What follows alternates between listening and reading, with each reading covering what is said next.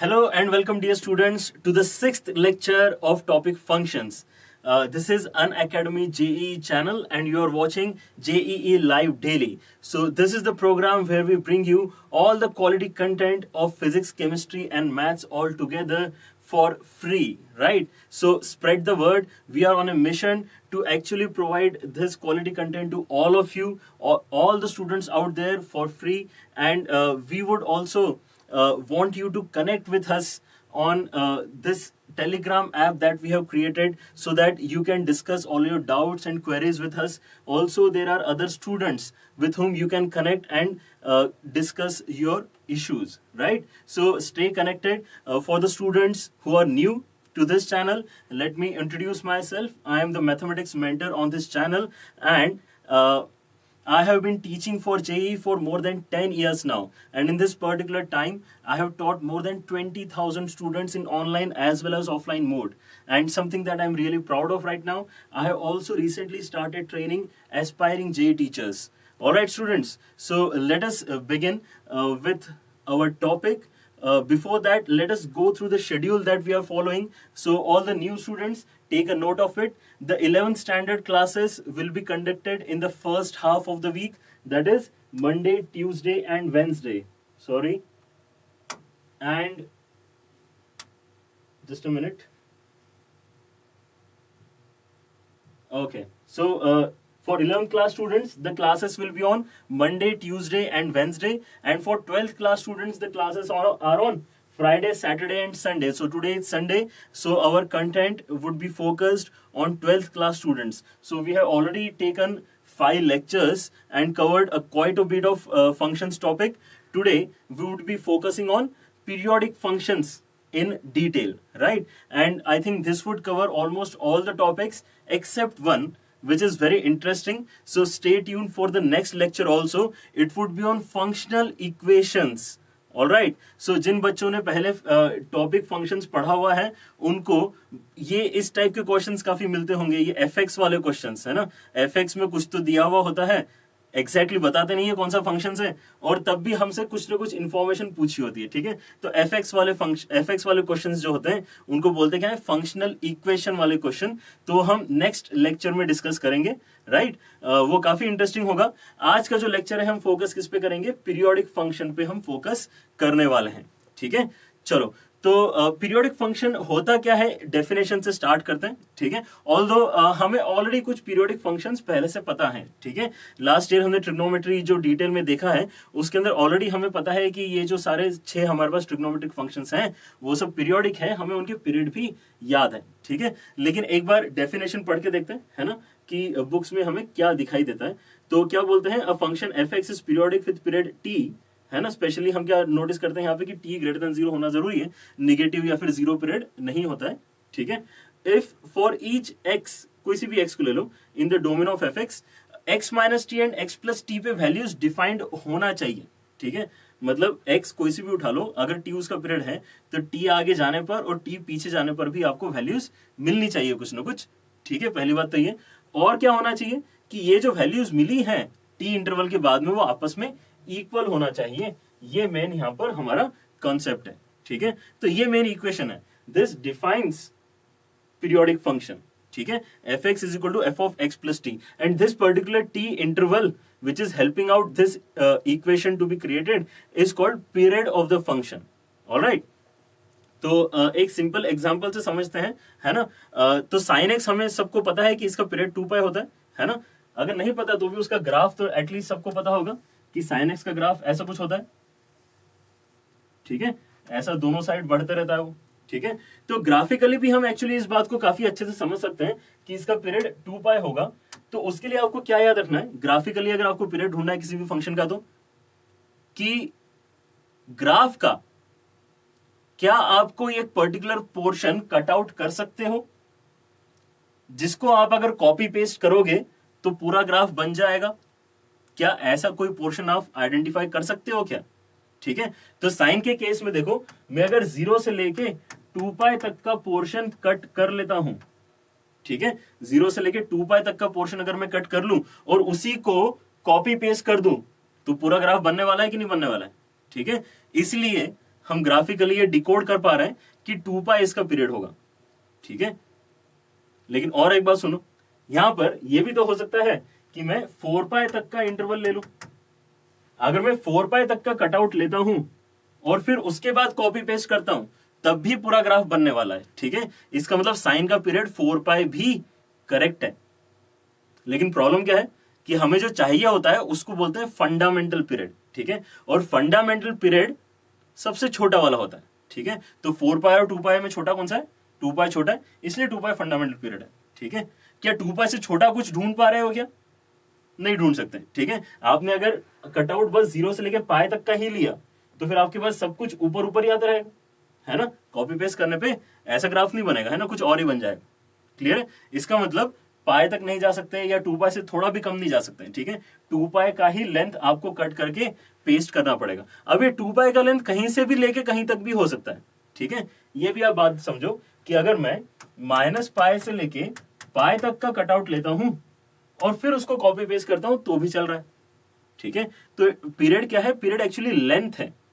X axis के ऊपर आप ग्राफ का कितना लेंथ का कटआउट लोगे वो उस ताकि वो पूरा कॉपी पेस्ट होके पूरा ग्राफ बन जाए, वो एक्चुअली लेंथ जो है वो उस फंक्शन का पीरियड है। बढ़े आगे, ठीक है। अब ये तो हमारे पास एक ग्राफिकल अप्रोच आ गया कि आपको ग्राफ पता है तो आप कैसे पता करोगे।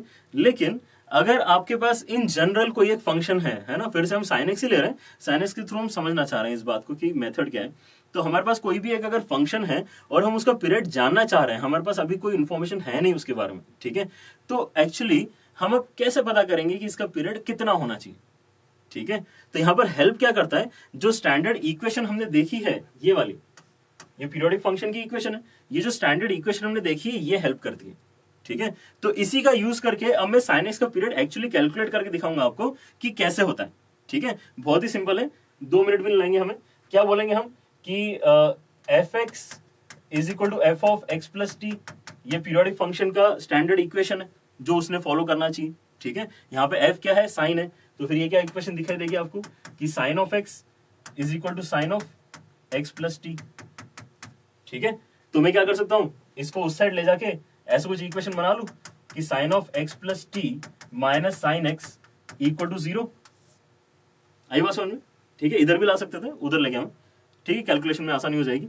तो sine of x plus t minus sine of x, ये देख के किसी को कुछ याद आ रहा है क्या? यहां कौन सा फॉर्मूला लग सकता है? यहां पर sine c minus sine d का फॉर्मूला लगने वाला है, ठीक है। Sine c minus sine d कितना होता है? Sine c minus sine d 2 sine c minus d upon 2, c minus d कितना हो जाएगा? T upon 2 into cos of c plus d upon 2, ठीक है। तो कैलकुलेट करके देखो, एक्स प्लस टी बाई 2 बचना चाहिए इक्वल टू 0, ठीक है। तो यहां पर जैसे ही आप बोल रहे हो कि एफ एक्स अगर एक पीरियोडिक फंक्शन है विथ पीरियड टी, तो f x equal to f of x plus t होना चाहिए किसी भी एक्स के लिए, for all values of x belonging to R, है ना, ऐसा लिखा हुआ है वहां पे नीचे देखो, for all values of x in the domain, ठीक है। तो साइन का डोमेन आर है, ठीक है, तो ऐसा कुछ लिख सकता हूं मैं। अच्छा, अगर ऐसा होना चाहिए मतलब ऐसा होना चाहिए, है ना, और वैसा होना चाहिए मतलब ऐसा भी होना चाहिए, लास्ट जहां तक आ चुके हम, ठीक है। तो पीरियड इसका अगर टी है तो ये इक्वेशन सेटिस्फाइड होनी चाहिए किसी भी एक्स के लिए, ऐसा हम बोल रहे हैं। आ रही बात समझ में धीरे धीरे, ठीक है। तो अब किसी भी एक्स के लिए अगर मैं इसको इक्वल टू 0 करना चाह रहा हूं तो दो नंबर्स का प्रोडक्ट इक्वल टू 0 क्या क्या केसेस में आ सकता है? दोनों में से किसी भी एक को 0 कर दो तो हो जाएगा, ठीक है। तो ये जो है क्वांटिटी, ये तो एक्स पे डिपेंडेंट है ना, इसके अंदर एक्स लिखा हुआ है, ठीक है। तो ये तो हर बार 0 नहीं होगा, एक्स की वैल्यू चेंज करते रहोगे तो आपका आंसर भी चेंज होता रहेगा। लेकिन उसके साथ में जो क्वांटिटी लिखी हुई है ये वाली क्वांटिटी डेफिनेटली हर बार 0 हो सकती है अगर मैं टी बहुत अच्छे से सिलेक्ट कर लूं तो। अरे बात समझ में, ठीक है। तो मैं क्या बोल रहा हूं कि इसको 0 करने का ट्राई करते हैं, किसको? साइन ऑफ टी बाई 2 को 0 करवाने की कोशिश करते हैं। तो ये तो बहुत ही सिंपल और सबसे स्टैंडर्ड वाली ट्रिग्नोमेट्रिक इक्वेशन हो गई। तो sine of x equal to 0, sine of t by 2 equal to 0। अगर इसका मुझे सॉल्यूशन लिखना है तो डायरेक्टली क्या होगा कि ये जो भी अंदर क्वांटिटी लिखी हुई है वो एन पाई फॉर्मेट की होनी चाहिए, ठीक है। ये पाई हो गया तो भी चलेगा, 2 पाई हो गया, माइनस पाई हो गया, कोई से भी एन पाई टाइप का फॉर्मेट अगर होगा टी बाई 2 का तो साइन उसका आंसर 0 बताएगा, ठीक है। तो इसका मतलब टी का आंसर क्या होना चाहिए? 2 क्रॉस मल्टीप्लाई कर लो इसमें, तो आपके पास आएगा 2n पाई। ठीक है, यहां पे n क्या क्या अलाउड होता है, कोई से भी इंटीजर्स अलाउड होते हैं। ठीक है, n बिलोंग्स टू इंटीजर। तो इसका पीरियड क्या मल्टीपल आंसर आ सकते हैं इसका मतलब, तो हमने देखा ही था वैसे भी ग्राफिकली कि 2 पाई अगर उसका आंसर है पीरियड का, तो 4 पाई भी आंसर हो सकता है। क्लियर है, तो यहां पर भी देखो, अगर मैं n की वैल्यू 1 डालता हूं तो 2 पाई आएगा, n की वैल्यू 2 डालता हूं तो 4 पाई आएगा, n की वैल्यू 0 डालते हैं तो 0 आएगा। लेकिन 0 जो है आपका t जो है वो ग्रेटर देन 0 होना चाहिए ना, ये तो हमने कंडीशन देखी अभी। t कैसा होना चाहिए, ग्रेटर देन 0 होना चाहिए, तो वो किसी काम का नहीं है। t इक्वल टू -1 भी यहाँ डाल के कुछ काम का नहीं है, क्योंकि आपका निगेटिव आ जाएगा। ठीक है, तो सबसे बेस्ट आंसर कब आएगा, स्मॉलेस्ट आंसर कब आएगा, जब आप n का वैल्यू 1 डालोगे। तो n का वैल्यू 1 डालते से आपके पास t का आंसर आ जाएगा 2 पाई। ठीक है, तो जो चीज हम सबको ऑलरेडी याद है उसका कैलकुलेशन इस तरीके से एक्चुअली होता है। आई बात समझ में। अब या तो हम और कुछ ना पढ़ें, बस इतना ही जान ले तो भी हो जाएगा काम। ठीक है, लेकिन अगर सबसे बेसिक वाला जो फंक्शन था उसका पीरियड कैलकुलेट करने में इतना टाइम लगा हमें, तो फिर जो कॉम्प्लिकेटेड और जो डिराइव्ड फंक्शंस होंगे हमारे पास उसको कैलकुलेट करने में तो बहुत टाइम लग जाएगा। प्रॉब्लम समझ में आ रही है। ठीक है, प्रॉब्लम ये है कि ये हम बार बार नहीं कर सकते। ठीक है, इसीलिए हमें कुछ ना कुछ standard results and standard properties याद करनी पड़ेगी, ताकि हम पीरियोडिक फंक्शन वाले क्वेश्चंस हम आसानी से कर पाए। ठीक है, तो पीरियोडिक फंक्शन वाले क्वेश्चन में होता कुछ नहीं है, फंक्शन कुछ तो दे देते हैं और बोलते हैं इसका पीरियड फाइंड करके बताओ, बस इतना से क्वेश्चन होता है हर बार। ठीक है, कि ये फंक्शन है, कॉम्प्लिकेटेड सा कुछ तो बना देंगे और बोलेंगे इसका पीरियड फाइंड करके बताओ।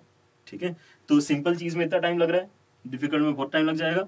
तो अब क्या हमें याद होना चाहिए, तो सबसे पहली बात कि कुछ इंपॉर्टेंट फंक्शंस के तो पीरियड याद कर ही लो। ठीक है, आई थिंक आप लोगों को ये सब तो याद होंगे ही, एक बार रिवाइज कर लेते हैं। ठीक है, साइन का कितना होता है, साइन का पीरियड 2 पाई होता है, कॉस का भी 2 पाई होता है, टैन का लेकिन कितना होता है, टैन का पाई होता है। ठीक है, इनके सामने क्या लिखे हुए हैं, इनके रेसिप्रोकल्स लिखे हुए हैं। ठीक है, तो आप क्या ध्यान रख सकते हो कि रेसिप्रोकल लेने से पीरियड चेंज नहीं होता है। ठीक है, इसका 2 पाई है तो उसका भी 2 पाई ही आएगा। डायरेक्टली याद है तो बहुत ही अच्छी बात है, अदरवाइज इस तरह से रिलेट करके आप याद रख सकते हो। ठीक है, कॉट का इसलिए कितना हो जाएगा, पाई हो जाएगा। ठीक, एक और फंक्शन है स्टैंडर्ड वाला जो बहुत बार क्वेश्चंस में यूज होता है, and that is fractional part function. अब फ्रैक्शनल पार्ट फंक्शन सबको पता है कि नहीं, क्या करता है वो, अगर आपने 2.1 इंसर्ट किया, उसके अंदर इनपुट दिया तो 0.1 रिटर्न करता है, फ्रैक्शनल जो पोर्शन है उतना रिटर्न करता है। अगर आपने 2.9 इनपुट में दिया तो 0.9 रिटर्न करता है। ठीक है, तो इसका जो ग्राफ बनता है वो ऐसा कुछ बनता है कि 0 से लेके 1 तक अगर आप इनपुट दोगे तो ऐसा कुछ बनेगा, फिर 1 से लेके 2 में फिर से ऐसा बनेगा, फिर से 1 से लेके 3 में ऐसा बनेगा, और ये ऐसा कंटिन्यू चलते रहता है। ठीक है, ये फ्रैक्शनल पार्ट x का ग्राफ है। तो आप कितना कटआउट लोगे, जिसको आप कॉपी पेस्ट कर सकते हो, 1 यूनिट का लोगे, 1 लेंथ कहीं से भी ले लो, 0.5 से लेके 1.5 तक का भी लोगे तो भी चलेगा। ठीक है, तो क्योंकि आप 1 लेंथ का ले रहे हो पोर्शन जो पूरा ग्राफ क्रिएट कर पा रहा है, इसलिए इसका फंडामेंटल पीरियड 1 है। ठीक है, 2 भी हो सकता है, लेकिन 2 उसका फंडामेंटल पीरियड नहीं, फंडामेंटल पीरियड कितना है, 1 है। ठीक है, तो आप अगर ये 7 फंक्शंस याद रखते हो, इनके पीरियड्स याद रख सकते हो, तो फिर आपको काफी सहूलियत हो जाएगी आगे क्वेश्चंस करने में। ठीक है, लेकिन अब डायरेक्टली ये क्वेश्चन तो आएंगे नहीं, क्या होगा, इनसे डिराइव्ड कुछ ना कुछ फंक्शंस क्रिएट किए हुए होंगे क्वेश्चंस में, तो अब डिराइव्ड फंक्शन वो कैसे कैसे बना सकता है वो भी हम याद करेंगे। ठीक है, तो यहाँ याद करने की है काफी सारी चीजें। ठीक है, देखते जाओ, समझते जाओ और याद करते जाओ। ठीक है, नोट्स बना रहे हो तो बहुत ही अच्छी बात है, नोट्स बनाओगे तो वापस जाके आपको पढ़ने में आसानी होगी। तो अभी भी अगर नहीं है तो वीडियो पॉज करो। ठीक है, हम सब यही है, जाके जल्दी से एक पेन और पेपर ले आओ जिसके ऊपर आप ये सब प्रॉपर्टीज लिख लो। ठीक है, कि ये सब इंपॉर्टेंट फंक्शंस जो हैं इनके रिजल्ट्स क्या क्या हैं वो याद रखना ही है हमें। ठीक है, चलो तो पहला देखते हैं। पहला ये है कि अगर साइन कॉस सीकेंड और कोसेक की आपने कुछ पावर बढ़ा दी है ना, स्क्वायर कर दिया, क्यूब कर दिया, तो अब उन फंक्शंस का नए फंक्शन बन गए हो। ठीक है, साइन और साइन स्क्वायर सेम बात नहीं होती, साइन स्क्वायर नया फंक्शन है। ठीक है, तो ये जो नया फंक्शन बन गया ये डेफिनेटली कैसा है, साइन से ही डिराइव्ड है।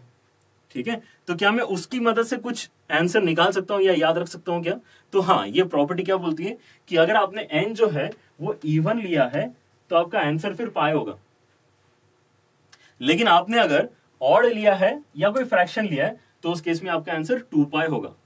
ठीक है, तो ये ध्यान रखना है, रिजल्ट है सिंपल। तो साइन क्यूब कोई भी पूछ रहा है आपको तो उसको क्या बता दो, 2 पाई। ठीक है, साइन स्क्वायर पूछ रहा है तो उसको पीरियड कितना बता दो, साइन स्क्वायर का पाई। ठीक है, याद हो गया। अब ये तो 4 ही हुए, 6 ट्रिग्नोमेट्रिक फंक्शन है ना हमारे पास।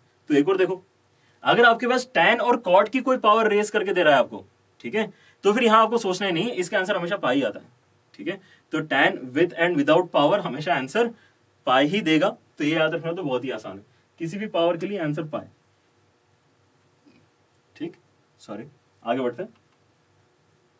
अगर आपने ट्रिग्नोमेट्रिक फंक्शंस के ऊपर मॉडुलस लगा दिए सबके ऊपर, ठीक है, तो कुछ सोचना ही नहीं है, किसी के ऊपर मॉड लगा दिया आपने ट्रिग्नोमेट्रिक फंक्शन में, तो उसका पीरियड पाई में कन्वर्ट हो जाता है, ठीक। तो tan और cot का तो पहले से पाई था, बाकी सबका भी पाई हो गया है अगर आपने उनके ऊपर मॉड लगा दिया तो। आगे बढ़ते हैं और एक रिजल्ट देखो, फ्रैक्शनल पार्ट का पीरियड 1 होता है, ये तो हम ऑलरेडी डिस्कस कर चुके हैं।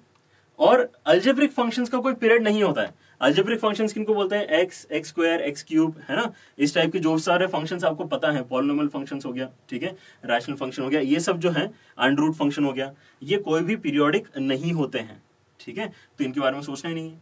अगर ये क्वेश्चन में इन्वॉल्व है तो डायरेक्टली बोल दो इसको नॉट पीरियोडिक, ठीक है। तो ये अगर आपको याद है तो काफी सारे और भी क्वेश्चंस आप आसानी से कर पाओगे। लेकिन इतना भी नहीं होता है, वो केवल डायरेक्टली साइन स्क्वायर भी नहीं देगा आपको, साइन स्क्वायर में और भी कुछ चेंज करके देगा।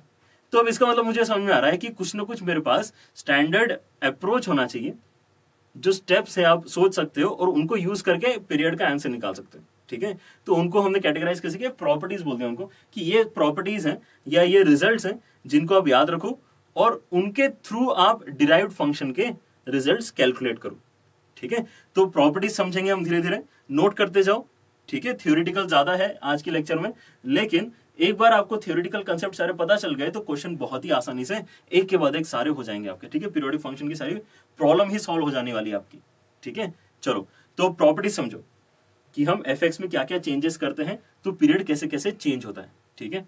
तो यहां पे सबसे पहली बात तो ये समझो कि अगर आपको एफ का पीरियड ही नहीं पता, अगर किसको यही नहीं पता कि साइन एक्स का पीरियड 2π है, तो वो तो कुछ नहीं कर सकता, ठीक है। तो हम जिस ऑर्डर में पढ़ रहे हैं ना, वो सारी स्लाइड्स आपको उसी ऑर्डर में एक्चुअली याद करना स्टार्ट करना है, ठीक है। तो देखो, क्योंकि यहाँ पे जो प्रॉपर्टीज है वो स्टार्ट कहां से हो रही है? If f x has period t, ठीक है। जैसे if sine x has period 2π, तो क्या करना है वाला डिस्कशन है, ठीक है। तो क्या बोल रहा है वो? देन 1/fx हो जाए, अंडर रूट एफ हो जाए, इस टाइप के अगर चेंजेस हो रहे हैं तो पीरियड वही रहने वाला है जो एफ का पीरियड था, मतलब टी, ठीक है। ये जो बेसिक चेंजेस है, ये चेंजेस करने से जो नया फंक्शन बना उसका पीरियड और जो ओरिजिनल था उसका पीरियड सेम ही होता है, कोई दिक्कत नहीं हुई है उसको पीरियड वाइज, ठीक है। मतलब रिपीट कितने इंटरवल के बाद होगा, तो उतने ही इंटरवल के बाद रिपीट होना स्टार्ट होंगी वैल्यूज जितने इंटरवल के बाद एफ में रिपीट होना स्टार्ट हो रही थी, ठीक है। आई बात समझ में? या इन जनरल अगर आप देखोगे तो फिर ये एक्चुअली जो बने हुए हैं ना, ये दोनों, ये एक्चुअली कंपोजिट फंक्शंस है। अभी अभी पढ़ा है कंपोजिट फंक्शंस हमने, है ना, f of g h, g of f x, ठीक है। तो बिल्कुल वही है ये, ठीक है। अभी एक दो दिन पहले पढ़ा था शायद, ठीक है।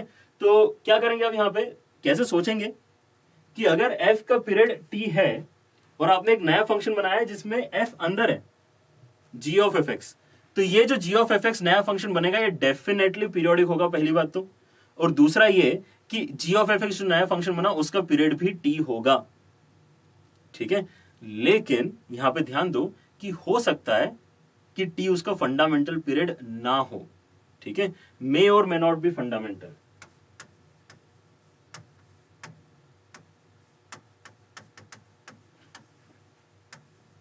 ठीक है। मे और मे नॉट बी फंडामेंटल, ये बात ध्यान रखना। टी तो होगा, लेकिन टी से छोटे पे हम चेक करेंगे और फिर बोलेंगे कि हाँ ठीक है, चलो पहले टी ही था, या फिर छोटा वाला अगर पीरियड के लिए सेटिस्फाई कर रहा है तो t/2 हमारा आंसर हो जाता है, ठीक है। तो इस बात को ध्यान रखेंगे, क्वेश्चन करेंगे तो और क्लियर होगा। अभी के लिए एक और प्रॉपर्टी सुनो, अगर मैंने साइन एक्स का पीरियड टी याद कर लिया है ना, सॉरी 2π याद कर लिया है, जैसे एफ एक्स का पीरियड आपने टी याद कर लिया लेटर से, ठीक है। तो अगर आप f of a x plus b जैसा एक्सप्रेशन देख रहे हो, ठीक है, f of a x plus b मतलब कैसा दिखाई देगा आपको? ये जैसे साइन एक्स याद है तो साइन ऑफ 2x या साइन ऑफ 3x या साइन ऑफ 3x प्लस 3π/2, ऐसा कुछ, ठीक है। ऐसा कुछ अगर आप चेंजेस कर रहे हो अंदर फंक्शन के अंदर, ठीक है, तो पीरियड में कैसे चेंज करना होता है? तो ये ध्यान रखो कि जो भी x का कोएफिशिएंट होता है उस कोएफिशिएंट से डिवाइड करना पड़ता है। मतलब अगर आपने साइन 2x का पीरियड पूछा तो मैं क्या बोलूंगा? साइन का 2π होता है, तो उसको 2 से डिवाइड कर दो तो sin 2x का पाई हो जाएगा। ठीक है, ये भी सिंपल है। तो कुछ एग्जांपल्स करके देखते हैं। Under root of sine of 3x minus 5। अब ये क्या है, काफी ज्यादा चीजें इसने इन्वॉल्व कर ली इसके अंदर, लेकिन क्वेश्चन अभी भी है सिंपल ही, क्योंकि हमने क्या याद कर ली है, प्रॉपर्टीज याद कर ली है। अच्छा, तो यहाँ पे बिल्कुल बेसिक फंक्शन जो पीरियोडिक है कौन सा दिख रहा है मुझे, साइन, है ना। ऐसा सोचना स्टार्ट करेंगे कि साइन जो है वो पीरियोडिक है। कितना याद किया है हमने, सबसे पहले 2 पाई याद किया है इसका आंसर। अब साइन के अंदर चेंजेस कर दिए, साइन x नहीं लिखा उसने, साइन ऑफ 3x माइनस 5 लिखा हुआ है। ठीक है, तो हम क्या बोलेंगे कि अच्छा ठीक है, x का जो कोएफिशिएंट है उससे डिवाइड कर दो तो 3 नीचे आ जाएगा। तो अब साइन ऑफ, अब 5 यूजलेस है इसका मतलब, ठीक है, क्योंकि अभी देखो लास्ट स्लाइड में कि यहां पर b का कुछ रोल ही नहीं था, b तो ये वेस्ट है। ठीक है, वैसे यहां पर -5 जो लिखा हुआ है वो वेस्ट है, किसके कैलकुलेशन में, टाइम के, सॉरी पीरियड के कैलकुलेशन में वेस्ट है। ठीक है, अच्छा और क्या किया हुआ है, अंडर रूट लगा हुआ है, लेकिन अंडर रूट करने से क्या होता है, कोई फर्क नहीं पड़ता, अंडर रूट करने के बाद भी उसका पीरियड वही होने वाला है जो एक्चुअली आ चुका होता है। ठीक है, तो ऑलरेडी हमारे पास पीरियड 2π/3 आ गया है, तो अंडर रूट ऑफ दिस जो पूरा फंक्शन लिखा है उसका भी आंसर 2π/3 ही होगा। ठीक है, क्या कर रहे हैं हम, एग्जाम्पल में जो हमने प्रॉपर्टी सीखी है थ्योरी में उसको अप्लाई कर रहे हैं बस। ठीक है, और एक देखो tan स्क्वायर लिखा है, अंडर रूट 2x + 1 और फिर बाद में -10 भी किया हुआ है। ठीक है, तो tan स्क्वायर का पीरियड कितना होता है, क्योंकि यहाँ पे स्टार्टिंग पॉइंट क्या लग रहा है मुझे, जो पीरियोडिक फंक्शन दिख रहा है दैट इज tan स्क्वायर। तो हमने क्या बोला था कि tan की कोई भी पावर कर लो उसका आंसर तो पीरियड का पाई ही आता है, तो पाई मेरा स्टार्टिंग पॉइंट हो गया। लेकिन अब मैं अंदर देख रहा हूं तो अंदर चेंज कर दिया उसने, तो अब x का जो कोएफिशिएंट है उसे डिवाइड करना होता है, ये प्रॉपर्टी है, तो मैं किससे डिवाइड करूंगा, √2 से डिवाइड करूंगा। ठीक है, अब आगे उसने क्या किया हुआ है, -10 किया हुआ है, तो कोई कांस्टेंट ऐड सब्ट्रैक्ट कर देने से कोई फर्क नहीं पड़ता मुझे। ठीक है, जो भी हो चुका होता है आंसर वही हमारा फिर फाइनल आंसर होता है। ठीक है, कांस्टेंट से हमें डरने की बिल्कुल जरूरत है ही नहीं, तो इसका आंसर कितना हो जाएगा, π/√2 हो जाएगा। इतनी बात है समझ में, बढ़े आगे, चलो ये करके देखते हैं। इसके अंदर दोनों ही क्वेश्चंस में देखो क्या है, दो अलग अलग फंक्शंस यूज हो रहे हैं, एक sin x फंक्शन है और एक फ्रैक्शनल पार्ट फंक्शन है। ठीक है, कर्ली ब्रैकेट्स मतलब फ्रैक्शनल पार्ट। तो लेकिन यहां पर देखो अरेंजमेंट दोनों के अलग अलग है। ठीक है, अगर मैं यहां से ऐसा कुछ बाइफरकेट करना चाहूं समझने के लिए, तो fx अगर मैं sin x नाम दे रहा हूं और gx अगर मैं फ्रैक्शनल पार्ट x नाम दे रहा हूं, ठीक है, ये दो अलग अलग फंक्शन है मेरे पास, तो फिर ये जो ऊपर वाला फंक्शन है, ठीक है, ये जो ऊपर वाला फंक्शन है वो f(gx) होगा कि g(fx) होगा, ऊपर वाला फंक्शन एक्चुअली क्या होगा, f(gx) होगा। ऐसा क्यों, क्योंकि x पहले किसको मिल रहा है, f पहले g को मिल रहा है ना, मेरा g क्या है, फ्रैक्शनल पार्ट, पहले फ्रैक्शनल पार्ट वाली कैलकुलेशन होगी, उसके बाद साइन, उसका जो आंसर आएगा वो साइन को मिलेगा। ठीक है, तो फॉर्मेट वाइज वो क्या नाम मिल गया उसको, f(gx). ठीक है, और इस केस में देखो क्या हो रहा है, x पहले किसको मिल रहा है, साइन को मिल रहा है, x पहले साइन को मिल रहा है, इसका मतलब ये क्या होना चाहिए, ये g(fx) होना चाहिए। आई बात समझ में, ये हमने ऑलरेडी कंपोजिट फंक्शन वाले लेक्चर में डिस्कस किया हुआ है। ठीक है, अच्छा तो अब हमने क्या बोला था कि g(fx) के केस में फंक्शन कौन सा वाला यूज करेंगे पीरियड के लिए, अंदर वाला फंक्शन। ठीक है, तो इसका मतलब यहां पर fx जो भी है वो ओवरऑल फंक्शन का पीरियड होगा, fx का जो भी पीरियड है वही ओवरऑल फंक्शन का पीरियड होगा। तो fx sin x है, तो इसका मतलब इसका पीरियड 2π होने वाला है, अंदर वाला फंक्शन इंपॉर्टेंट है हमारे लिए। ठीक है, अच्छा और ऊपर वाले में अंदर वाला फंक्शन कौन सा है, gx है, तो gx का पीरियड क्या है, फ्रैक्शनल पार्ट x का पीरियड कितना है, 1 है, इसका मतलब ये जो पूरा फंक्शन बना है इसका पीरियड 1 होगा। ठीक है, तो यहां पर ये ध्यान दो कि दोनों ही पीरियोडिक फंक्शंस हैं, sin x भी पीरियोडिक है और फ्रैक्शनल पार्ट x भी पीरियोडिक है, लेकिन दोनों के आंसर अलग अलग निकल के आए, क्योंकि देखना क्या होता है, अंदर वाला फंक्शन देखना होता है। ठीक है, अंदर वाले फंक्शन पे डिपेंड करता है कि ओवरऑल फंक्शन का पीरियड कितना निकल के आने वाला है। आई बात समझ में, ठीक है, और आगे बढ़ते हैं। ये देखो जरा, अगर fx = 1 की बात करें तो पहले तो इसको समझ लेते हैं कि fx = 1 का ग्राफ होता कैसा है, कांस्टेंट फंक्शन है, पता है सबको कैसा होता है, fx = 1 एक हॉरिजॉन्टल लाइन है 1 हाइट पे। ठीक है, तो ये जो है ये डेफिनेटली पीरियोडिक फंक्शन है। ठीक है, और इसी तरह से कोई भी कांस्टेंट फंक्शन आप सोचोगे तो वो पीरियोडिक फंक्शन होगा। ठीक है, बट यहां प्रॉब्लम देखो क्या आ रही, अगर मैं बोलता हूं कि ये वैल्यू जो है रिपीट कर रहा है ना, पीरियोडिक फंक्शन में रिपीट होती है वैल्यूज। ठीक है, तो मैं कह रहा हूं कि ये 1 यूनिट के बाद रिपीट कर रहा है, तो मैं सही हूं एक्चुअली। ठीक है, क्योंकि 1 यूनिट के बाद भी आंसर 1 आ रहा है। ठीक है, यूनिट के बाद भी आंसर 1 आ रहा है, 3 यूनिट के बाद भी आंसर 1 आ रहा है। ठीक है, इसका मतलब t इक्वल टू 1 अगर मैं ले रहा हूं तो फिर ये करेक्ट आंसर होना चाहिए पीरियड का। ठीक है, लेकिन अगर कोई स्टूडेंट बोलता है कि सर हाफ ले लो, तो तब भी हाफ लेने के बाद भी तो सही है वो। मतलब अगर मैं हाफ के बाद देखूं तो हाफ के बाद भी तो वैल्यू कितनी आ रही है, फिर से 1 आ रही है, हाफ के बाद फिर 1 आ रही है, हाफ के बाद फिर 1 आ रही है। क्लियर है, तो वैल्यूज हाफ के बाद भी रिपीट हो रही हैं, ऐसा हम बोल सकते हैं। तो यहां प्रॉब्लम क्या है कि फंक्शन पीरियोडिक तो है लेकिन इसका फंडामेंटल पीरियड हम फाइंड नहीं कर पाते। ठीक है, तो ये यूनिक सा एक प्रॉब्लम आ गया हमारे पास, लेकिन चलता है। लेकिन अभी भी क्या बोलूंगा, constant functions are periodic functions, ऐसा बोलूंगा मैं। क्लियर है, तो अब ये जो नीचे दोनों क्वेश्चंस हैं इन पे फोकस करते हैं और देखते हैं कि इन दोनों के पीरियड कितने निकल के आएंगे। ठीक है, तो x इंटू 1/x, ये तो बहुत ही सिंपल हो गया ऐसा लग रहा है। x इंटू 1/x, क्या ये 1 ही है क्या? x इंटू 1/x, कितने स्टूडेंट्स को लगता है कि x इंटू 1/x कैंसिल होकर अल्टीमेटली तो 1 ही बन रहा है? तो क्या वो यही है क्या? वो ये नहीं है। ठीक है, क्योंकि दोनों का डोमेन सेम नहीं है। ठीक है, ये 1 कब है? ये हमेशा 1 है।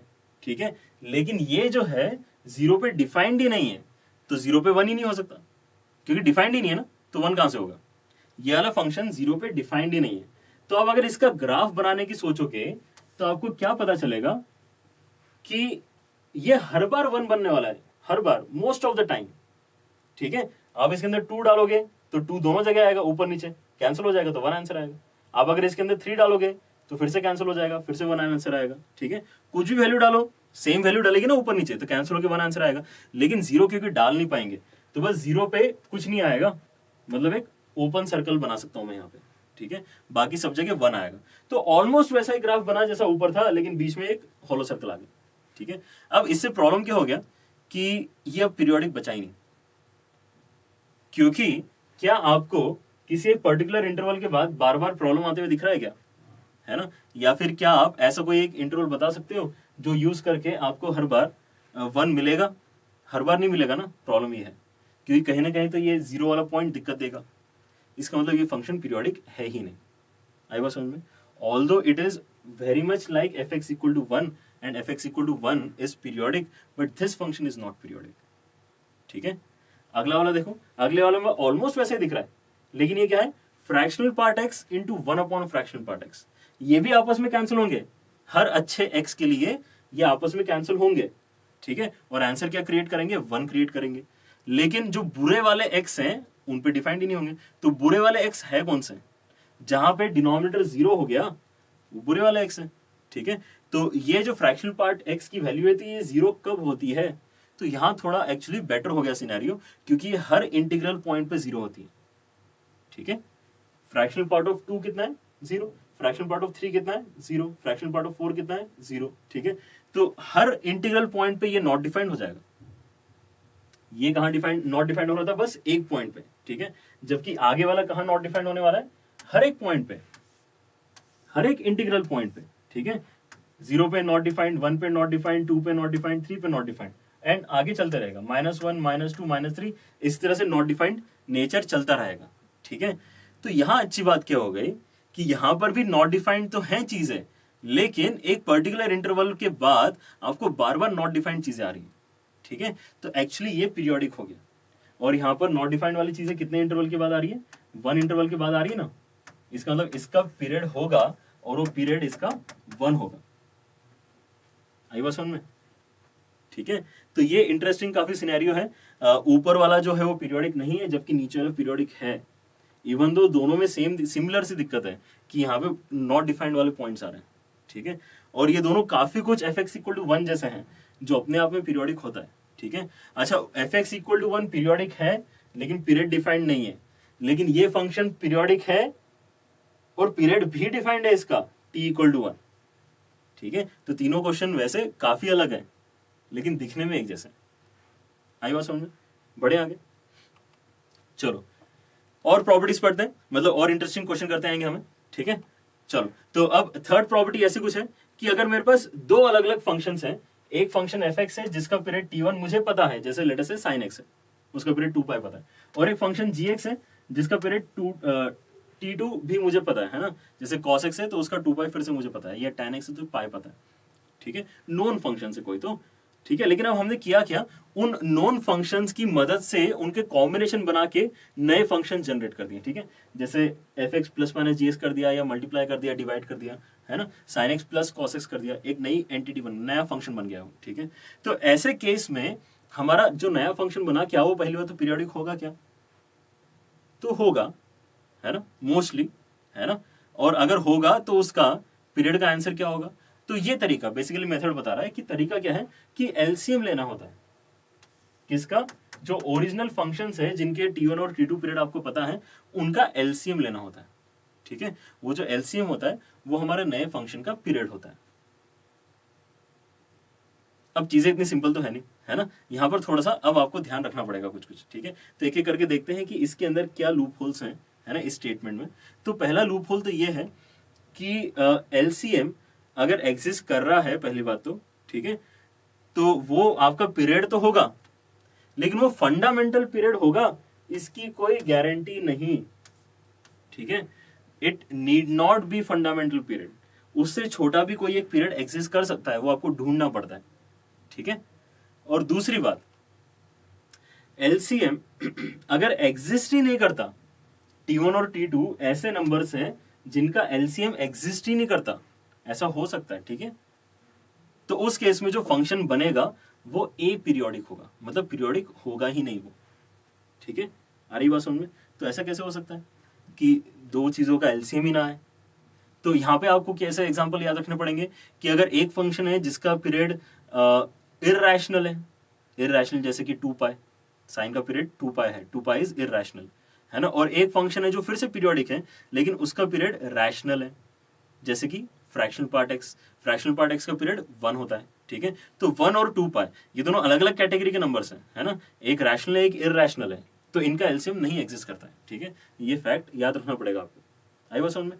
तो उन पर्टिकुलर केसेस में प्रॉब्लम आती है, ठीक है। अच्छा, एक प्रॉब्लम क्या आती है कि एलसीएम एग्जिस्ट ही नहीं किया तो ए पीरियोडिक बोल के आगे बढ़ जाओ, ठीक है। दूसरी प्रॉब्लम क्या आती है कि एलसीएम है तो हमने एलसीएम फाइंड किया, लेकिन अभी भी हम गारंटी के साथ नहीं बोल सकते कि वो जो आंसर है वो फंडामेंटल पीरियड है कि नहीं, ठीक है। तो आपको उससे छोटे वैल्यूज पे चेक करके देखना पड़ता है कि क्या ये वाकई हमारा फंडामेंटल पीरियड आया भी या नहीं आया, ठीक। ऑलराइट, तो और कुछ एक दो चीजें हैं जो आपको पता होना चाहिए, नोट कर लो इन बातों को भी, कि जैसे हम डिस्कस कर रहे थे रैशनल और इररेशनल नंबर अगर आ गए तो उनका एलसीएम एग्जिस्ट नहीं करता, इस बात को ध्यान रखना। और एक बहुत इंपॉर्टेंट बात, ठीक है, तो ये तो बहुत ही इंपॉर्टेंट है, ये काफी सारे स्टूडेंट्स को पता नहीं होती है इनिशियली, ठीक है, कि एलसीएम और फ्रैक्शंस लेते कैसे हैं। फ्रैक्शंस आज तक आपने 3/2 और 5/7 का एलसीएम लेके देखा है क्या? आई डोंट थिंक आपने लेके देखा होगा, ठीक है। इसलिए इसको समझ लो, ठीक है, और इसको एक बार समझ के याद रखना, ठीक है, कोई बड़ी बात नहीं है, लेकिन प्रॉब्लम है पता नहीं होता, ठीक है। तो पता कर लेते हैं इसको कि अगर मेरे पास A/B, C/D, E/F इस तरह से कोई 3 नंबर से लेटर से, तीनों फ्रैक्शंस है, ठीक है, और मुझे इनका एलसीएम निकालने के लिए बोला गया है। तो फ्रैक्शंस का जब आपको एलसीएम निकालने के लिए बोला जाता है तो आपको करना क्या होता है, न्यूमरेटर्स का एलसीएम अलग से निकालना होता है, ठीक है। तो एलसीएम न्यूमरेटर्स का अलग से निकाल लेते हैं, तो A, C, E, और डिनोमिनेटर्स का एलसीएम नहीं निकालना होता है, डिनोमिनेटर्स का HCF निकालना होता है, ठीक है। तो HCF निकालना होता है डिनोमिनेटर्स का, तो डिनोमिनेटर मेरे पास B, D और F, और इन दोनों नंबर्स को जब डिवाइड करते हैं तो जो रेशो बनता है वो आपका एलसीएम ऑफ फ्रैक्शंस का आंसर होता है। एलसीएम ऑफ फ्रैक्शंस का आंसर ये होता है, ठीक है। ये चीज यहां स्टेटमेंट में लिखी हुई है, LCM of fractions is the ratio of LCM of numerators upon HCF of denominators, ठीक है। तो ये बात ध्यान रखो, काफी बार मिस आउट हो जाती है, इसलिए हमें क्वेश्चंस करने में दिक्कत आती है, ठीक है। तो यहाँ पे फिर से एक बार देख लो क्या रिवाइज किया हमने, कि अगर आपको दो फंक्शंस दिए हुए हैं जिनका पीरियड T1 T2 पता है और उनके कॉम्बिनेशन से अगर मैं नया फंक्शन क्रिएट कर रहा हूं तो एलसीएम लेने से आंसर आता है, पहले तो इतना याद रखो, ठीक है। फिर अगर कॉर्नर केसेस आएंगे तो फिर से ये वाली प्रॉपर्टी जो है हम डिस्कस कर सकते हैं, ठीक है। तो क्वेश्चन करते हैं, है ना। पहला क्वेश्चन देखो क्या है, पहला क्वेश्चन है कि tan x plus cos 3x दोनों नॉन फंक्शन है मेरे लिए, ठीक है। तो दोनों का पीरियड निकाल लेते हैं और फिर उनका एलसीएम निकालेंगे तो आंसर आ जाएगा। तो tan x का आंसर बताओ, tan x का पीरियड कितना, पाई, ठीक है। अच्छा cos 3x का पीरियड बताओ, तो पहले तो cos का बताओ, cos का कितना है 2 पाई, ठीक। और क्योंकि 3x लिखा हुआ है तो अभी प्रॉपर्टी क्या पढ़ी थी हमने कि अगर x के साथ कुछ मल्टीप्लीकेशन में आता है तो उस नंबर से डिवाइड करना पड़ता है, ठीक है। तो इसको डिवाइड करूंगा मैं अगर 3 से, तो ये मेरा किसका आ गया, cos 3x का पीरियड आ गया, ठीक है। क्योंकि अब ये दो नंबर्स आ गए हैं t1 t2, इनका एलसीएम लेने से मेरा फाइनल आंसर आ जाएगा। तो एलसीएम जब भी लेना हो ना, तो अगर ऐसा पाई पाई दिख रहा है तो पाई तो एक आएगा ही आंसर में, उसको अलग कर लो। तो बचता क्या है आपके पास, बस फ्रैक्शंस बचते हैं जिनका आपको एलसीएम लेने की जरूरत है, ठीक है। तो यहाँ पे अगर मैं पाई हटा दूं इसके अंदर से तो 1 बचेगा, यहाँ पे 2/3 बचेगा। तो इनका अब मुझे एलसीएम लेना है, मतलब फ्रैक्शन वाला आपको कंसेप्ट यूज करना पड़ेगा। न्यूमरेटर्स का क्या करना है, आपको एलसीएम लेना है। तो 1 और 2 का एलसीएम हो गया 2, और डिनोमिनेटर्स का क्या लेना है आपको, HCF लेना है। तो क्या हो गया, यहाँ पे नीचे 1 और यहाँ पे नीचे 3, 1 और 3 का हाईएस्ट कॉमन फैक्टर इज 1, तो इसका आंसर हो गया 2 पाई। आ रही बात समझ में, ठीक है। अब इसको देखो, थोड़ा और बड़ा कर दिया इन्होंने, कोई दिक्कत नहीं है क्योंकि हमें कंसेप्ट पता है ना। देखो इसलिए कंसेप्ट सीखने में काफी टाइम स्पेंड करो ताकि क्वेश्चन तो हो ही जाएंगे। आ रही बात समझ में। तो अभी भी अगर याद नहीं हुए हैं तो फिर से पीछे जाके एक और बार देखो और इन चीजों को याद करो, ठीक है। सिंपल है क्योंकि उसके बाद क्वेश्चन करना बहुत सिंपल है। तो साइन, मेरा बेसिक फंक्शन क्या है, साइन, जिसका आंसर कितना होता है 2 पाई। लेकिन x के साथ एक्स्ट्रा चीजें हैं मल्टीप्लीकेशन में, कितना है 3/5। तो मैं किससे डिवाइड करूंगा, 3/5 से डिवाइड करूंगा। आगे वाला क्या है, आगे वाला सीकेंड है, सीकेंड का कितना होता है 2 पाई। क्या मल्टीप्लाइड है x के साथ में 2/7, तो किससे डिवाइड करूंगा 2/7 से। और आगे वाला क्या है, फ्रैक्शनल पार्ट, फ्रैक्शनल पार्ट का पीरियड कितना होता है 1, लेकिन x के साथ क्या मल्टीप्लाइड है 2/पाई, तो डिवाइड कैसे करेंगे 2/पाई से।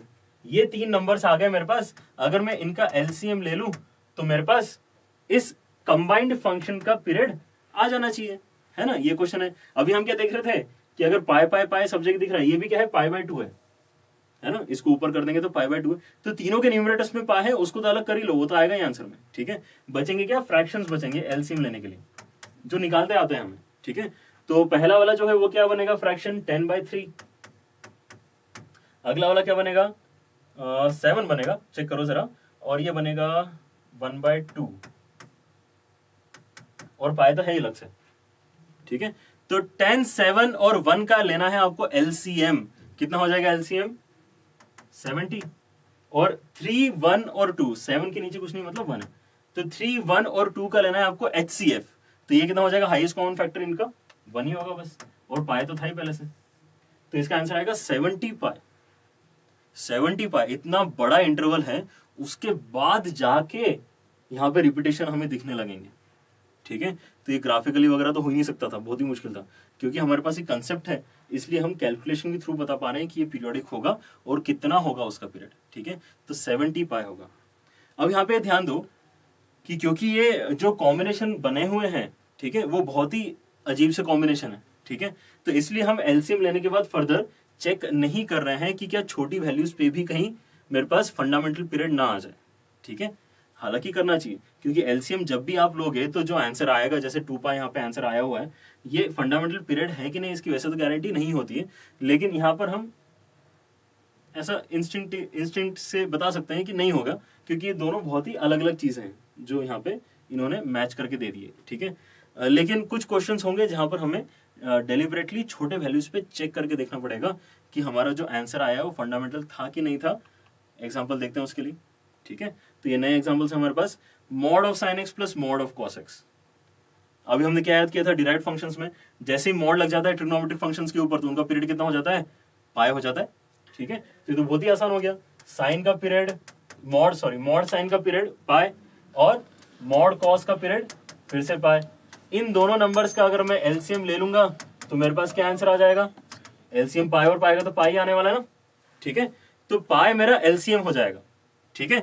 अच्छा, अब लेकिन ये बताओ कि क्या ये फंडामेंटल पीरियड होगा कि नहीं होगा, तो एक बार चेक करना पड़ेगा। अब चेक कैसे करते हैं, मैं ये देखता हूं कि इससे छोटा, इससे आधा जो नंबर है वो क्या है π/2, तो उस पर चेक करके देखते हैं कि क्या वो मेरा पीरियड तो नहीं हो गया, ठीक है। तो कोई भी t आपका पीरियड है या नहीं कैसे चेक होगा, अगर आप f of x plus t find करते हो और अगर वो फिर से कैलकुलेट होके एफ एक्स के बराबर आ गया तो टी आपका फंडामेंटल पीरियड था, या टी एटलीस्ट पीरियड था, फंडामेंटल नहीं अगर बोले तब भी पीरियड तो था ही, अगर f of x plus t is equal to f x आ गया तो। ठीक है, तो पाए तो आएगा ही क्योंकि वो एलसीएम का आंसर है। ठीक है, एलसीएम का जो आंसर है वो तो है ही करेक्ट आंसर, किसका? पीरियड का। फंडामेंटल है कि नहीं वो हम यहाँ पे चेक कर रहे हैं। ठीक है, तो फंडामेंटल के लिए मैं इसका आधा चेक करता हूँ, टी बाई टू पे चेक करता हूँ। ठीक है, तो मतलब पाई बाय टू पे चेक करूंगा, तो f of x plus pi by two बनाना है। तो दोनों ही केसेस में दोनों ही जो पोर्शन है उनमें क्या डाल रहा हूं मैं? X plus pi by to substitute करके देख रहा हूं क्या आने वाला है आंसर। ठीक है, तो मेरे पास आएगा sine of x plus pi by two का mod plus mod of cos of x plus pi by two. ठीक है, अच्छा थोड़ा बहुत अलाइड एंगल्स का कंसेप्ट, कॉम्प्लीमेंट्री एंगल्स का कंसेप्ट याद होना चाहिए। ठीक है, pi by two plus x, sine of pi by two plus x कितना होता है? कॉस एक्स होता है। ठीक है, तो ये हो जाएगा कॉस एक्स का मॉड, और cos of pi by two plus x कितना होता है? Cos of pi by two plus x minus sine x होता है। ठीक है, तो ये हो जाएगा mod of minus sine x. अब लेकिन माइनस साइन का मॉड ले लिया ना, मॉड लगा हुआ है तो माइनस साइन तो वेस्ट है, उसको आप फिर से साइन भी लिख सकते हो। ठीक है, तो इसको यहां लिख लो, इसको यहां लिख लो, तो ये हो जाएगा साइन एक्स का mod plus mod of cos x. ठीक, तो क्या ये एग्जैक्टली वही आ गया जहां से हमने स्टार्ट किया था क्वेश्चन? आया कि नहीं? ठीक है, तो आपने लिखा F of x plus pi by to और आपके पास फिर से एफ एक्स आ गया। ठीक है, इसका मतलब ये जो टी था, इसका मतलब t is equal to pi by two भी हो सकता है। तो इसका मतलब पाई तो मेरा डेफिनेटली फंडामेंटल पीरियड नहीं है, पाई डेफिनेटली मेरा फंडामेंटल पीरियड नहीं हो सकता। ठीक है, पाई बाय टू है कि नहीं? पाई बाय टू हो सकता है, लेकिन इससे और छोटे पे चेक करना चाहिए हमने। ठीक है, तो इससे और छोटा मतलब क्या हो गया? पाई बाय फोर हो गया। लेकिन यहाँ पे आप थोड़ा विदाउट कैलकुलेशन भी थोड़ा सा सोच सकते हो, अगर मैं यहाँ पे x plus pi by four करूंगा और cos of x plus pi by four करूंगा तो रैंडम वैल्यूज बनेंगी, वो फिर से एफ एक्स तो नहीं आ पाएंगे। ठीक है, तो इसलिए मैं और आगे कैलकुलेट ही कर रहा हूँ, लेकिन प्रोसेस ये है कि तब तक हम करते हैं जब तक हमें गलत ना मिल जाए। जब गलत मिलता है तो उसके ऊपर वाला एक्चुअली हमारा फंडामेंटल पीरियड हो जाता है। जैसे यहाँ पे पाई बाय फोर गलत मिला हमें, तो इसलिए पाई बाय टू मेरा आंसर हो गया। आई बात समझ में? ठीक है, इसके आगे वाला क्वेश्चन देखो।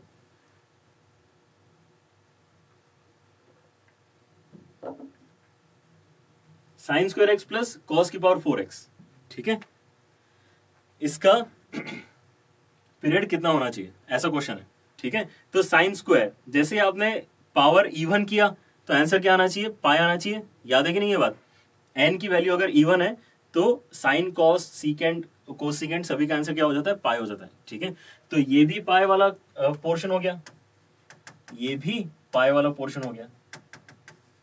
ठीक है, इनका एलसीएम लेंगे तो क्या आएगा? ऑब्वियसली जैसे ऊपर वाले क्वेश्चन में आया था, एलसीएम लेंगे तो इसका आंसर भी पाई ही आएगा।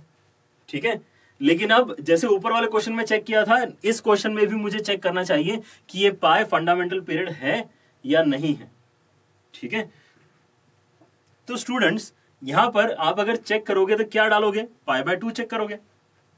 ठीक है, तो यहां पे आप डालोगे sine square of x plus pi by to, तो ये हो जाएगा कॉस स्क्वायर एक्स। ठीक है, और वैसे ये हो जाएगा साइन की पावर 4x। इमेजिन कर पा रहे हो, है ना? पाई बाय टू एड सब पाई बाय टू प्लस एक्स करने से क्या होने वाला है? साइन कॉस होने वाला है, कॉस साइन होने वाला है। ठीक है, तो ऑन द फेस तो ऐसा लग रहा है कि कुछ अलग बन गया, इसलिए क्वेश्चन बहुत अच्छा है। ठीक है, ऑन द फेस क्या लग रहा है कि कुछ और बन गया, क्योंकि sine square x plus sorry cos square x plus sign की पावर 4x ये थोड़ी ना लिखा हुआ है। ठीक है, तो जब तक मुझे इक्वल टू एफ एक्स नहीं आएगा तब तक मैं नीचे वाले को कंक्लूड थोड़ी करूंगा कि वो भी पीरियड हो सकता है। ठीक है, तो ऐसे भी क्वेश्चन हो सकता है। तो इस क्वेश्चन करने का थोड़ा बेटर तरीका, थोड़ा आसान तरीका क्या है कि हम इसको पहले ही सिंप्लीफाई कर लेते हैं। ठीक है, तो ये ध्यान दो, यहाँ पे प्रॉब्लम समझ में आ रही है? क्या है प्रॉब्लम? ये है कि एलसीएम लिया, मुझे कंसेप्ट भी पता है, एलसीएम लिया आंसर पाई आया, मैंने सोचा चलो पाई बाय टू और चेक करके देखता हूँ, क्योंकि कंसेप्ट मुझे सब पता है। अब मैंने जब पाई बाय टू पे चेक किया तो कुछ और ही बन गया, तो मैंने और मेहनत नहीं करी उसको कन्वर्ट करने की कि क्या वो जो बना वो वाकई इसमें कन्वर्ट हो सकता है क्या, करनी चाहिए थी। डायरेक्टली आपको एफ एक्स जैसा कुछ तो दिख जाए ये जरूरी नहीं होता है। ठीक है, जैसे इस क्वेश्चन में धोखा थोड़ा सा हो गया। ठीक, सॉल्व करके देखो जरा इसको। तो अब ज्यादा आसान तरीका और स्ट्रेट फॉरवर्ड तरीका क्या होता है जिसको यूज करके आप इसका आंसर करेक्टली बता सकते हो कि इसका पीरियड फंडामेंटल कितना है। तो इसको पहले सिंप्लीफाई कर लो, ठीक है। सिंप्लीफाई करने के लिए क्या सोच सकते हो आप, साइन स्क्वायर क्या लिख सकते हैं हम, 1 minus cos square, 1 minus cos square x plus cos की पावर 4x, ठीक है। इन दोनों में से अगर मैं कॉस स्क्वायर कॉमन निकालूंगा तो यहां से क्या बचेगा, यहां से बचेगा कॉस स्क्वायर एक्स और यहां से बचेगा -1। तो कॉस स्क्वायर एक्स -1 क्या होता है, minus sine square x. 1 minus cos square x is sine square x. तो माइनस पहले बाहर निकाल लेते हैं, तो 1 minus cos square x into sine square x, ठीक है। ऐसा कुछ बन रहा है। मैं अगर इसके अंदर 4 ऊपर नीचे मल्टीप्लाई कर दूं तो मेरे पास देखो क्या आने वाला है, 1 minus 2 sine x cos x का होल स्क्वायर डिवाइडेड बाय 4। और 2 साइन एक्स कॉस एक्स क्या होता है, साइन 2x का फॉर्मूला है, ठीक है। तो ये बना क्या, ultimately 1 minus 1/4 of sine square 2x, ठीक है। और ये आते से ही अब मैं एक बार में करेक्ट आंसर बता सकता हूं, क्योंकि यहां पे अब मल्टीपल फंक्शंस बचे ही नहीं है ना। कॉम्बिनेशन होता है तो एलसीएम लेने वाली प्रॉब्लम आती है, ये कॉम्बिनेशन है ही नहीं। कांस्टेंट ऐड सेपरेट करने से कोई फर्क नहीं पड़ता, ये हम पहले डिस्कस कर चुके हैं, ठीक है। तो मतलब बचा क्या है कंसंट्रेट करने के लिए, sine square 2x, sine square 2x। Orally answer बताएंगे, साइन स्क्वायर का आंसर कितना होता है, पाई। 2 मल्टीप्लाई हुआ है x के अंदर, इसलिए उस 2 से डिवाइड भी करना पड़ेगा। किसको डिवाइड करेंगे, पाई को डिवाइड करेंगे। तो आंसर कितना हो जाएगा, पाई बाय 2, ठीक है। तो ये डायरेक्टली मुझे बता रहा है कि इसका आंसर एक्चुअली पाई बाय 2 होना चाहिए, ठीक है। तो अगर आप इस तरह से पहले सिंप्लीफाई करते हो चीजों को तो आंसर तक ज्यादा आसानी से और डायरेक्टली पहुंच सकते हो। तो पॉसिबिलिटी अगर है तो, ठीक है। अगर आपने सिंप्लीफाई नहीं किया है तो लोअर वाले पे डेफिनेटली चेक करना चाहिए, ठीक है, डेफिनेटली करना चाहिए। लेकिन अगर ऑन द फेस आपको चीजें इक्वल नहीं दिखती है तो वहां रुको मत, उसको थोड़ा और सिंप्लीफाई करने की मेहनत करो और देखो कि क्या कुछ चेंजेस करके क्या वो एफ जैसा बनता हुआ दिख रहा है क्या, ठीक है। तो फिर आपने क्वेश्चन को पूरा सॉल्व किया ऐसा आप मान सकते हो, ठीक है। तो एलसीएम वाले क्वेश्चन में थोड़ा सा ध्यान रखना पड़ता है, ठीक है। चलो आगे बढ़ते हैं। कुछ इंपॉर्टेंट रिजल्ट जो हमने ऑलरेडी डिस्कस कर लिए, लेकिन एक बार देख लेते हैं कि domain of periodic function is always unbounded, ठीक है। इसका मतलब समझो कि अगर मैं बोलता हूं कि कोई फंक्शन बस -1 से 1 तक ही डिफाइंड है, इतना सा ही है वो फंक्शन, ठीक है, तो पीरियोडिक कैसे होगा वो, है ना। क्योंकि 0.5 में कुछ ऐड करके वापस आना चाहिए था ना, तो 0.5 में कुछ ऐड करके तो आगे कुछ है ही नहीं, आ रही बात समझ में। तो कभी भी बाउंडेड डोमेन वाला नहीं हो सकता है, अनबाउंडेड होना चाहिए, ठीक है। लेकिन बीच बीच में आपके पास नॉट डिफाइंड वाले वैल्यूज आ सकते हैं। जैसे हमने एक किया था अभी question, fractional part x into 1/फ्रैक्शनल पार्ट x, ठीक है। वो अनबाउंडेड था लेकिन उसके अंदर मल्टीपल लोकेशंस नॉट डिफाइंड थे, ठीक है, वैसा चलेगा, लेकिन बाउंडेड नहीं होना चाहिए। दूसरी बात कि inverse of A periodic function does not exist. Inverse function last lecture में किया है हमने, ठीक है। इनवर्स फंक्शन की बेसिक रिक्वायरमेंट क्या होती है कि फंक्शन 1 1 एंड ऑन टू होना चाहिए। अब जैसे ही आप बोल रहे हो कि ये पीरियोडिक है तो अपने आप में ही ये स्टेटमेंट हो गया ना कि वो मेनी वन है, क्योंकि कुछ देर के बाद फिर से वही वैल्यू आ रही, कुछ देर के बाद फिर से वही वैल्यू आ रही है। तो for many inputs you are getting same output, ठीक है। इसका मतलब क्या हो गया, मेनी वन हो गया। अगर मेनी वन हो गया तो फिर ये कहां से इनवर्स एग्जिस्ट करेगा, हो ही नहीं सकता इसका, ठीक है। तो ये भी एक पॉइंट है। Every constant function is always periodic with no fundamental period. ये हमने fx = 1 के साथ डिस्कस किया है, ठीक है। fx = 2 भी वैसा ही है, fx = -3 भी वैसा ही है, ठीक है। कोई सा भी कांस्टेंट फंक्शन ले लो, पीरियोडिक तो बोलेंगे, ठीक है। लेकिन कोई पूछता है पीरियड कितना है इसका, स्पेशली फंडामेंटल पीरियड कितना है इसका, तो उसको बोलेंगे वो नहीं पता हमें, ठीक है। चलो तो अब एक लास्ट क्वेश्चन देखते हैं, ठीक है। और इस तरह के क्वेश्चंस काफी इंटरेस्टिंग होते हैं, ठीक है। क्या पूछ रहा है इस केस में कि कुछ तो इक्वेशन दे दी उसने, ठीक है, इस जिसके अंदर f(x) कुछ तो लिखा हुआ है। If f(x + f(x + 4) = f(x + 2 + f(x + 6) और आगे लिखा है for all x belonging to R then find the period of f(x). अब यहां पर अभी तक जो हमने क्वेश्चन किए थे और ये जो क्वेश्चन है ये तो बिल्कुल ही अलग हो गया, ठीक है। अभी तक जो हमने क्वेश्चन किए थे उसके अंदर कोई ना कोई स्टैंडर्ड फंक्शन एग्जिस्ट कर रहा था जिसका स्टैंडर्ड आंसर मुझे याद था, ठीक है। अब यहाँ पर ये जो क्वेश्चन आया है इसमें f(x) है, मुझे कुछ पता ही नहीं है, ठीक है। और ऐसे क्वेश्चन से जो बच्चों को काफी दिक्कत देता है ना, बहुत टाइम से पढ़ा रहा हूं मैं और हर बार सेशन के एंड तक आते आते बच्चों का एक ही डाउट होता है, सर फंक्शंस चैप्टर हमें नहीं आता है ना, फंक्शंस चैप्टर हमें नहीं आता करते, और जब मैं पूछता हूँ उनसे कि आपको एक्चुअली क्या नहीं आता, कि कंपोजिट फंक्शन नहीं आता, पीरियोडिक फंक्शन क्या नहीं आता, ठीक है, तो बोलते सर वो एफ वाले क्वेश्चन होते हैं ना वो नहीं आते हैं, है ना, एफ वाले क्वेश्चन, ठीक है। तो ये वन ऑफ द एफ वाला क्वेश्चन है, ठीक है, जहां पे आपको कुछ दिया नहीं है, एफ में एक इक्वेशन दे दिए, ठीक है। तो नेक्स्ट लेक्चर में हमारे पास यही एक टॉपिक रहेगा, ठीक है, फंक्शनल इक्वेशंस, इनको क्या बोलते हैं, फंक्शनल इक्वेशन, ठीक है, जो आपको सॉल्व करके कुछ ना कुछ रिजल्ट डेफिनेटली दे देती है, जो पूछ रहा होता है ना वो रिजल्ट आ जाता है, ठीक है। तो क्या क्या मेथड्स होती है फंक्शनल इक्वेशंस को सॉल्व करने की, उसमें से एक मेथड जो भी हम यहाँ पे डिस्कस करेंगे, है ना, तो ये नेक्स्ट लेक्चर का ऐसे ट्रेलर मान लो आप, ठीक है, कि नेक्स्ट लेक्चर में इस टाइप के इंटरेस्टिंग क्वेश्चंस हम एक्चुअली डिस्कस करने वाले हैं, जहाँ पे कुछ दिया हुआ नहीं है but we are still able to deduce some results, ठीक है। तो देखो ये इक्वेशन है, ये इक्वेशन देख के आपको बताना है कि एक फंक्शन एफ जो यहाँ पे यूज किया गया उसका पीरियड कितना है, ठीक है। और यहां पर मैं क्या यूज करूंगा, इसका बहुत ज्यादा यूज करूंगा, कि किसी भी x को यूज करो ये ट्रू है, किसी भी x को यूज करो, ठीक है। इसका मतलब मैं यहां पे 1 डालूंगा तो भी ये ट्रू है, और मैं यहां पे 2 डालूंगा तो भी ये ट्रू है, और यहां पे मैं 3 डालूंगा तो भी ये ट्रू है, ठीक है। कुछ भी x डालूंगा तो ये ट्रू है, मतलब x लेटर से अभी थोड़ी देर के लिए मैंने 1 डाला तो ट्रू है, और x अगर मैंने थोड़ी देर के लिए 1 + 2 डाला तो भी ट्रू है, मतलब 3 डालो तो भी ट्रू है, ठीक है। तो इसका क्या मतलब है कि अगर मैं पूरी तरह से x को x + 2 से रिप्लेस कर दूं तो जो नया इक्वेशन बनेगा वो भी ट्रू होगा। आ रही बात समझ में, ये 2 वाला कांस्टेंट वाला एग्जांपल से समझ में आई थी बात आपको, ठीक है, कि 1 डालने से और 3 डालने से इक्वेशन ट्रू हो रही है, तो इन जनरल 1 की जगह मैं 5 से भी स्टार्ट कर सकता था, 5 डाल के और 7 डाल के भी इक्वेशन ट्रू होगी, ठीक है। तो इन जनरल x डाल के और x + 2 डाल के दोनों में इक्वेशन ट्रू होगी, ठीक है। तो x तो डाला ही हुआ है, ये हमारी पहली इक्वेशन क्वेश्चन में उसने दी हुई है, ठीक है। दूसरी इक्वेशन जो है मैं कैसे बनाना चाह रहा हूं, मैं x को रिप्लेस करना चाह रहा हूं x + 2 से। ये एक one of the basic and simple methods है टू सॉल्व फंक्शनल इक्वेशंस, ठीक है। x को मैं x + 2 से रिप्लेस कर रहा हूं, तो ये क्या बन जाएगा, f(x + 2) बनेगा।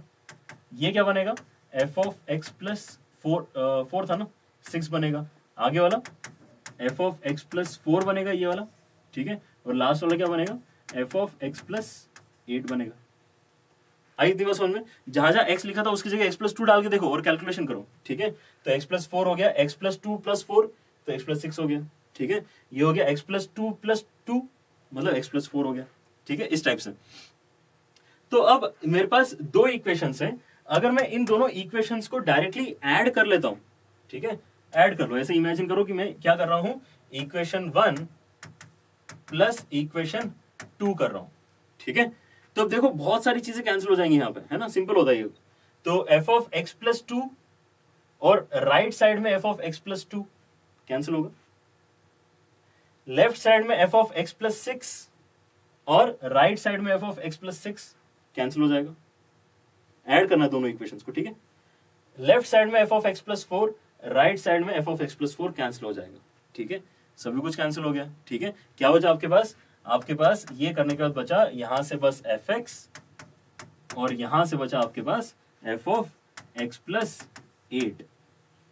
आ रही बात समझ में, कुछ भी नहीं किया है, लेकिन जैसे ही हमने ये किया हमारे पास एक बहुत ही अच्छी इक्वेशन आ गई। ये क्या इक्वेशन है, fx = f(x + t), है कि नहीं, fx = f(x + t) where t is some constant greater than 0। इसका मतलब इसका पीरियड एक्चुअली t मतलब कितना हो गया, t की जगह क्या लिखा हुआ है, 8 लिखा हुआ है। तो अब बिना कुछ किए भी, बिना जाने कि ये क्या फंक्शन है, फंक्शनल इक्वेशन का यूज करके बता पा रहे हो कि ये जो भी fx होगा उसका पीरियड t है। आई बात समझ में, ठीक है। तो पीरियोडिक फंक्शन बहुत ही सिंपल टॉपिक है, ठीक है। फंक्शनल इक्वेशन का एक सिंपल क्वेश्चन अभी हमने करके देखा है, नेक्स्ट लेक्चर हम पूरा उसी को डिवोट करने वाले हैं, ठीक है। तो स्टे ट्यून्ड, ठीक है। अगर आपको आज का लेक्चर अच्छा लगा, अगर आपके कंसेप्ट क्लियर हो गए हैं, ठीक है, कोई दिक्कत आगे अगर आपको नहीं आने वाली है तो please like and share this particular video, ठीक है। हमारे चैनल अनअकैडमी जेईई को जरूर सब्सक्राइब करो ताकि हम थोड़े मोटिवेट हों to even make better content for you students, ठीक है। We are on a mission to actually provide you quality content for free on this channel, okay. So this is actually one of the great activities that we are doing, है ना, and your support is all that we are asking for, ठीक है। तो subscribe करो और bell icon जरूर press करो, ताकि हम जो भी क्लासेस ले रहे हैं या फिर बीच में अगर कोई स्पेशल क्लास भी होती है आउट ऑफ शेड्यूल, या हम कोई अगर इंटरेक्शन रखते हैं, ठीक है, आउट ऑफ शेड्यूल, तो उसका भी आपको नोटिफिकेशन टाइमली मिलता रहे, ठीक है। एडिशनली हम आपको जो भी क्लास में नोट्स हो रहे हैं वो डाउनलोड करने के लिए अवेलेबल करते हैं PDF फॉर्मेट में। तो आप थोड़ी देर बाद, है ना, थोड़ा टाइम लगता है, थोड़ी देर बाद डिस्क्रिप्शन में चेक कर सकते हैं और नोट्स को डाउनलोड कर सकते हैं, ठीक है। और लास्ट, टेलीग्राम ऐप पर आप हमसे जुड़ सकते हैं। उसके लिए क्या करना होगा, एक तो ऐप डाउनलोड करना है और ब्राउजर में जाके tinyurl.com/JE live chat लिखना है, तो आपको उस ग्रुप में ऐड होने की परमिशन मिलेगी, ठीक है। चलो, तो that's all for today. Next lecture में मिलेंगे और भी कुछ इंटरेस्टिंग क्वेश्चंस करेंगे, ठीक है। Bye bye.